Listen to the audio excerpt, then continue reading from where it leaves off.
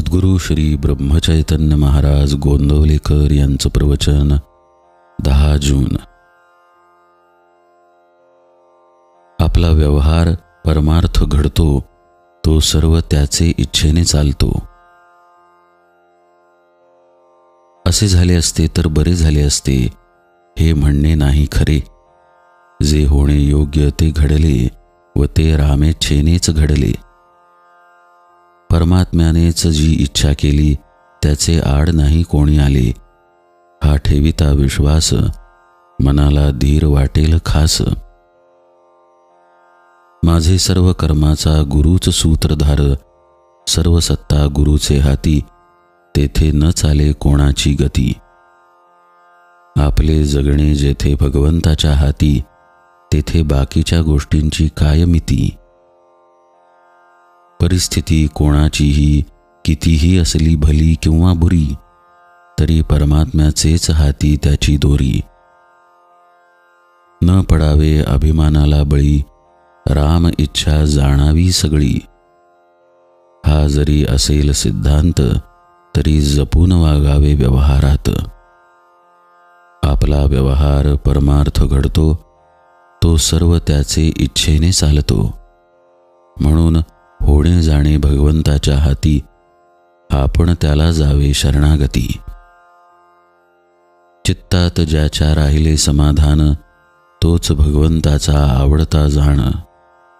ज्याचा विश्वास रामावरी त्याला समाधान स्वीकारी. माझे हित रामाचे हाती हा धरिता विश्वास. समाधान मिळतासे जीवास. आपण होऊन रामाचे जाण सदा राखावे समाधान. मी माझे करावे रामार्पण तेथे समाधानाचा अनुभव पूर्ण. आस ठेवावी रामापायी आनंदी समाधानी राही. अंतरी समाधान हेच आपले साधन जाण. संसारात न पहावे उणे पुरे. ठेवावे त्यात समाधान खरे.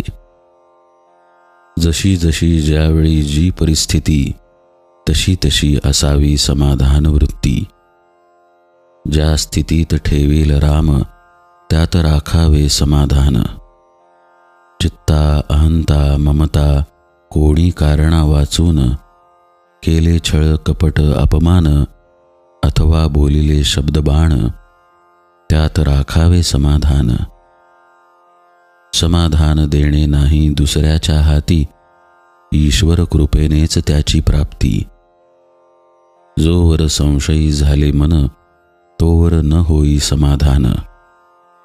विषयास घातले खत जाण तरी कसे पावावे समाधान.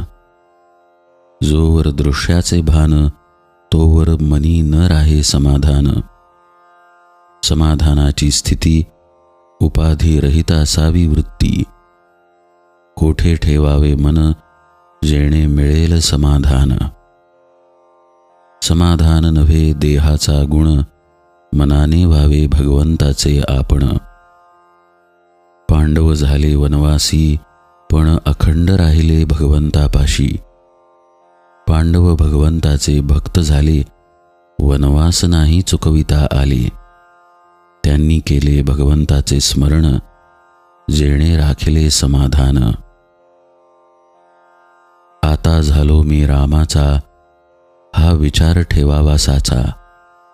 ऐसे होऊन राही समाधान तेथेच पाही.